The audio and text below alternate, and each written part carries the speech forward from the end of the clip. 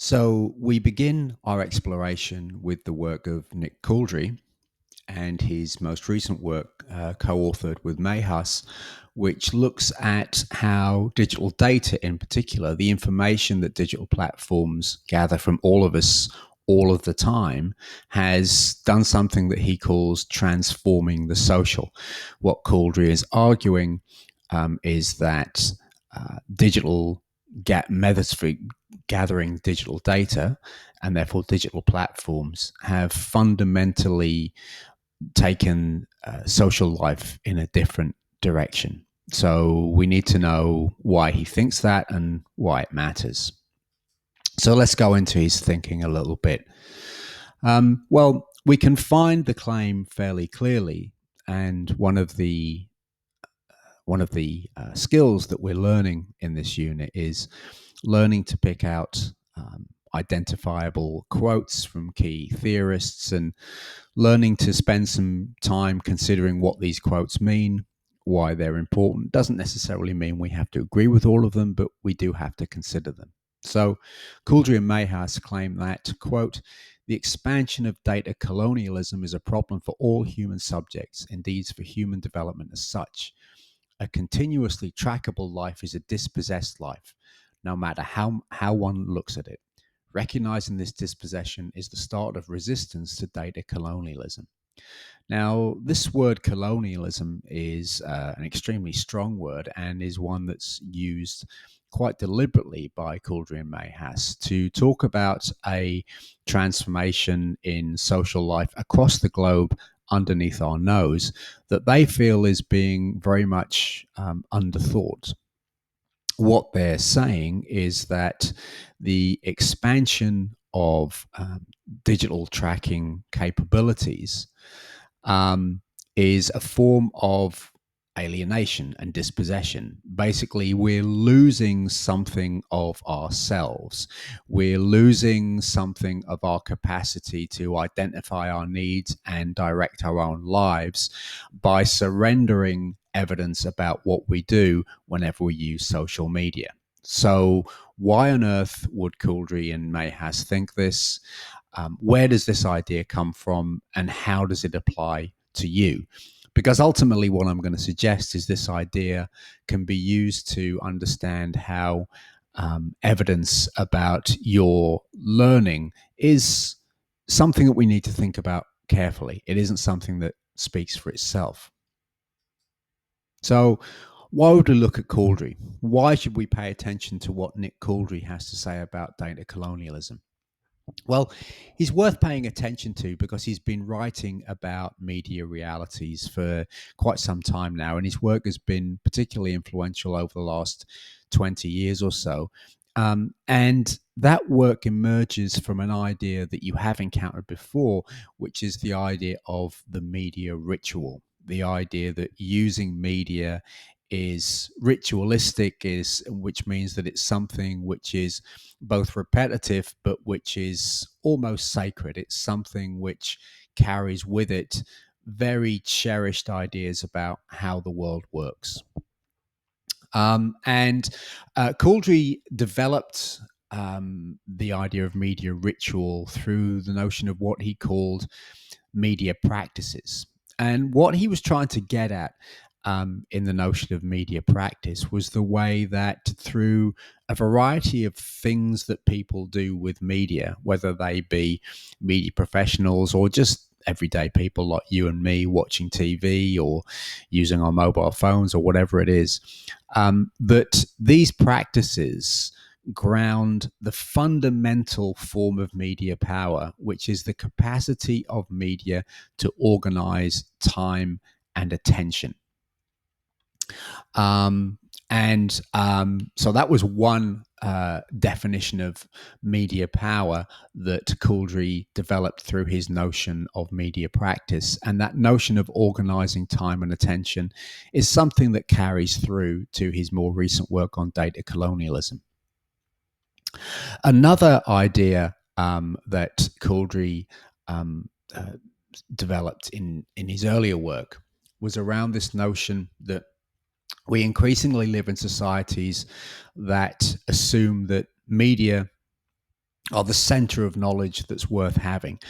And what I mean by that is that our relationship to the media kind of exists on two levels. And this is that we don't necessarily like or believe or appreciate everything that we encounter in the media, in terms of specific forms of content or genres or whatever it is. But as the world has progressed, almost everything we do, every way that we think and act and organize is related to some kind of media practice. So some of the examples that Couldry gave was he talked about the increasing importance of knowing how to engage with the media, in local environmental activism, for example. So the idea of having any kind of political activism that didn't have some kind of media strategy pretty much disappeared by the early 21st century. And then a lot of the other work that he did was about the power of reality TV to organize time.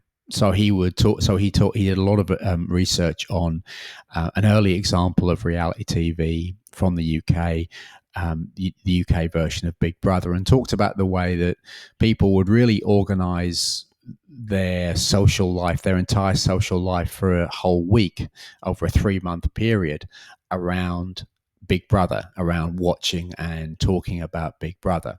So in everything from leisure to activism, Couldry begins to discern the way that media becomes central to social life through various forms of media practices, that is, living social realities by using media. And this is kind of the first way that he begins to think about how the social is organized in relation to media. And this is the basis by which he carries over to thinking about the organizational power of big data. So if we think about the capacity of media to direct and organize attention and time, then clearly the development of digital platforms, including what's called the Internet of Things, means that power grows exponentially when you are constantly using devices that equally constantly extract information about what you're doing all of the time. This data is even coming from your fridge.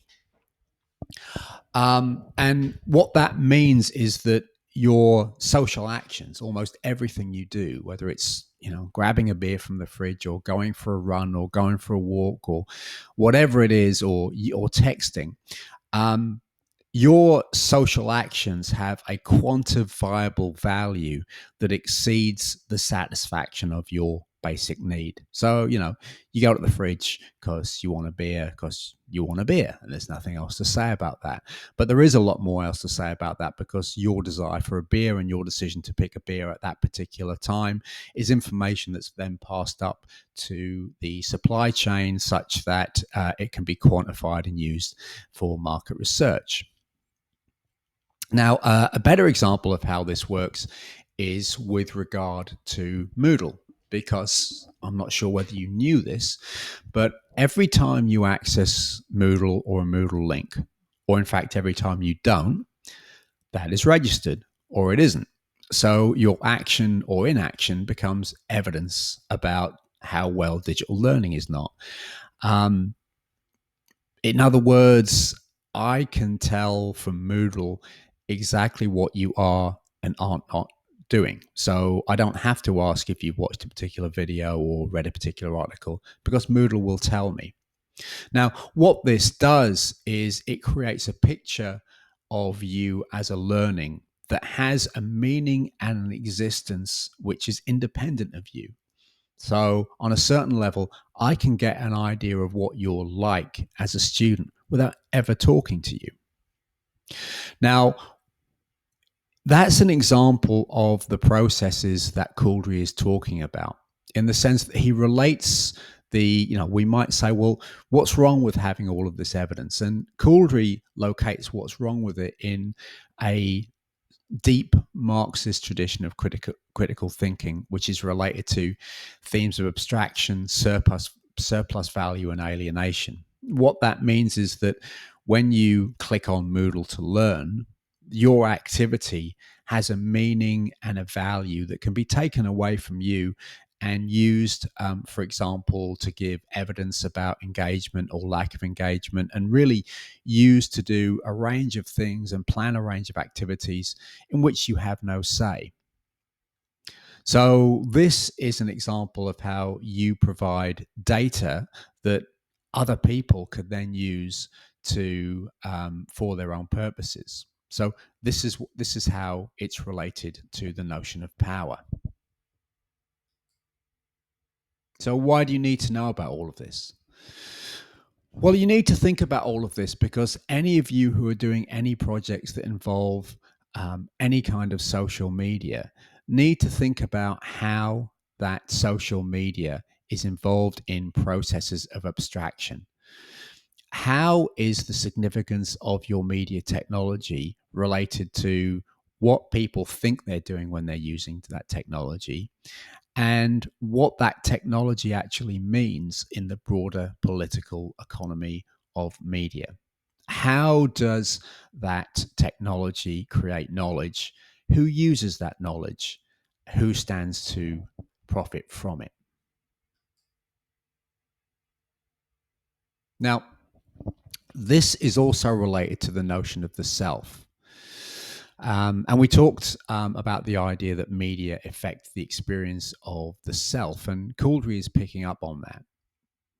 And what he's saying really is that digital media make it hard to know ourselves because digital media places us and the things we do in this kind of system of abstraction that makes value for other people. So your data about what you do on Moodle is more valuable to other people, to me, to the university, to the makers of Moodle as a platform, than it is to you.